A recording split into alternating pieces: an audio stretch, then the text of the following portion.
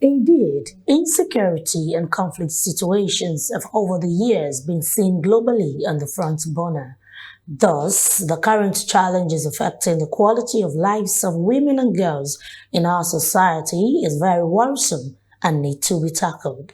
However, the International Federation of Women Lawyers says in promoting the rights and interests of women and girls is a shared responsibility for all development actors, and it behoves on all stakeholders to contribute their quota to curb the menace. In changing the narrative, the Office of the First Lady of Lagos State, Ibijoke Sanwo-Olu, highly represented by Adike Adekojoke in a speech, spoke on Lagos State having zero tolerance to gender inequality, especially the issue of rape on women and girls, alongside the country's Vice President, Rhoda Prevail Jordan, reiterates that some social norms which support violence and harmful practices against the female gender still remain pervasive.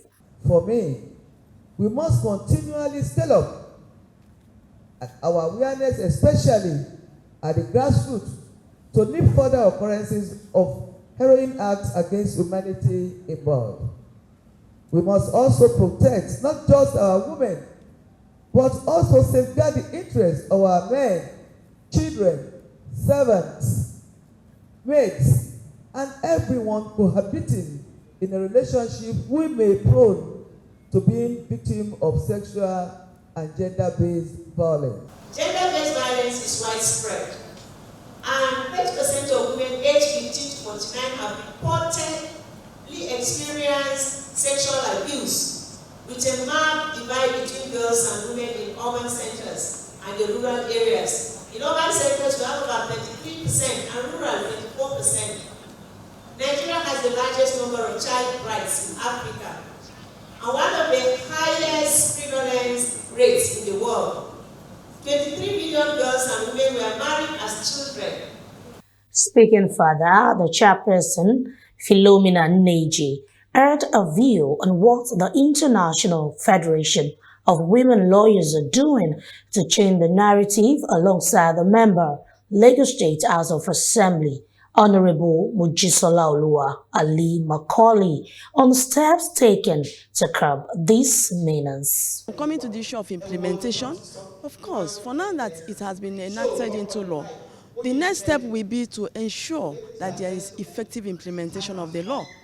And the law will be effectively implemented when they also go a little bit further to have an effective mechanism that will be able to drive home the point so as to make sure that cases are followed to logical conclusion. One of the major problems of inequality is the insensitivity of the people and lack of information. You know, a lot of people still believe in the past, the old norms or traditions of how to raise the boy child versus the girl child. But now we're trying to bring out more information that, you know, it's still the same way when you raise the girl child, you have more profit to yourself than when you raise the boy child. When you give education to the girl child, you have educated more or less a community or a nation. So the information is coming out, and, you know, there's more awareness on that part. And I see things changing. Even women against women used to be their own enemies, but now it's changing. So that's why I said that the narrative is changing. We're not there yet, but the journey has actually started and is looking well, better than before. Still speaking to journalists at the dialogue event of changing the narrative on gender equality, the keynote speaker, Honorable Justice Sherifat Oloruntoyin Sholebo, urged a view on this. Over the years since 2007, we've gone to markets to speak with our mothers, particularly traders, whether male or female, as to how to enforce the rights of their children and protect it.